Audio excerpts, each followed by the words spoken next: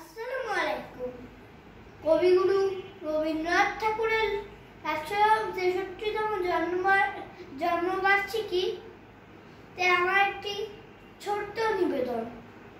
বীর পুরুষ, মনে করো যেন বিদেশ ঘুরে মাকে নিয়ে যাচ্ছি অনেক দূরে।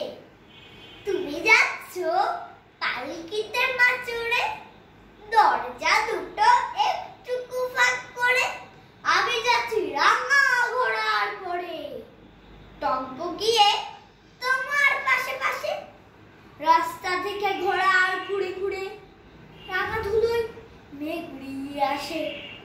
সন্ধে হলো, সূর্য নামে পাটে, এলেম যেন জোড়া দিঘির মাঠে।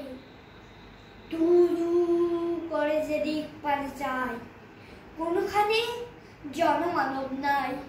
তুমি যেন আপন মনে তাই ভয় পেয়েছো, ভাবছো এলেন কোথা? আমি বলছি ভয় করো না মাগো, ওই দেখা যায় মোড়ানো দৃশ্যটা। আমরা কোথায় যাচ্ছি কে তা জানে, অন্ধকারে দেখা যায় না ভালো। তুমি যেন বললে আমায় ডেকে, দিঘিতে ওই দেখি সেরালো। এমন সময় আরে রে রে, ওই যে তারা আসতেছে ডাক ছেড়ে।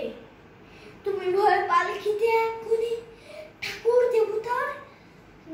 দেবতার স্মরণ করছো মনে। বেহারাগুলো পাশের কাটা বনে পালকি ছেড়ে কাঁপছে ধরো ধরো।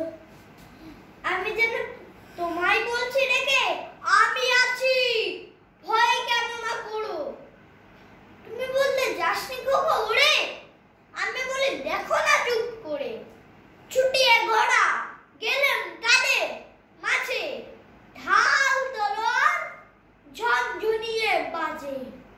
কি ভয়ানক লড়াই হলো মা, যে শুনে তোমার খাইয়ে দেবে কাটা। কত লোক যে পালিয়ে গেল ভয়ে, কত লোকের মাথা পড়লো কাটা।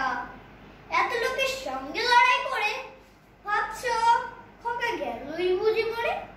আমি তখন রক্ত মেখে ঘেমে বলছি এসে লড়াই গেছে থেমে।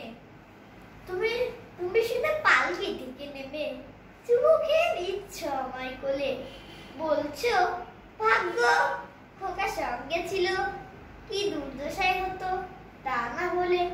ধন্যবাদ।